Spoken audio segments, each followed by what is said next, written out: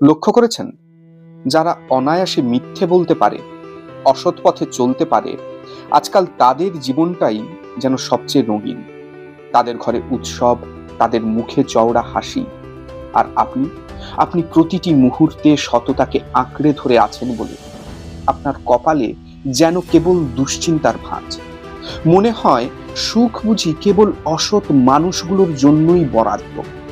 কিন্তু থামুন, আমরা যা দেখছি সেটা সত্য নয়, সেটা কেবল একটা দৃশ্য। আমরা প্রায়শই সুখ আর শান্তিকে গুলিয়ে ফেলি। ওরা যেটা পেয়েছে সেটা ভোগ, যা অসৎ উপায়ে কেনা যায়, যা মিথ্যে দিয়ে সাজানো যায়। ওরা হয়তো পৃথিবীর সবচেয়ে দামি বিছানাটা কিনেছে, কিন্তু বিশ্বাস করুন ওরা ঘুম কিনতে পারেনি।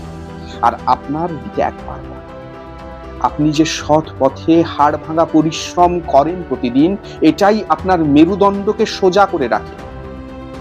জীবনটা হয়তো কঠিন, কিন্তু আপনার এই সংগ্রাম আসলে কোনো অভিশাপ নয়, এটা একটা পবিত্রতা। দিন শেষে আপনি যখন আয়নার সামনে দাঁড়ান, আপনার চোখে কোনো ভয় থাকে না।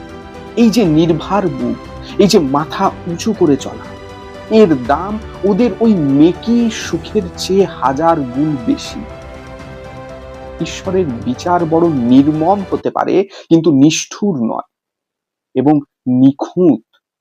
হিরে আর কাঁচের টুকরোর পার্থক্য দূর থেকে বোঝা যায় না, বোঝা যায় যখন আঘাত লাগে। কাঁচ ভেঙে চুরমার হয়ে যায়, আর হিরে সেই আঘাত সহ্য করে আরো উজ্জ্বল হয়ে ওঠে। ওরা আজ যেটা উপভোগ করছে সেটা বালির বাঁধ, একটু আঘাতেই খসে পড়বে। আর আপনি তিলে তিলে পাথর দিয়ে যা গড়ছেন তা হয়তো আজ অসম্পূর্ণ, কিন্তু তা অবিনশ্বর। আগাছা খুব দ্রুত বাড়ে, কিন্তু মহীরুহ বিরাট হতে হলে সময় লাগে। আপনার সততা এবং সত্য পথে চলা প্রমাণ করে আপনি সেই দুর্লভ ব্যক্তি যাকে আজ সস্তায় কেনা সম্ভব নয়।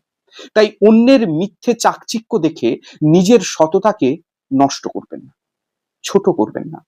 বিবেকের কাছে পরিষ্কার থাকাটাই তো এই পৃথিবীর সবচেয়ে বড় বিলাসিতা।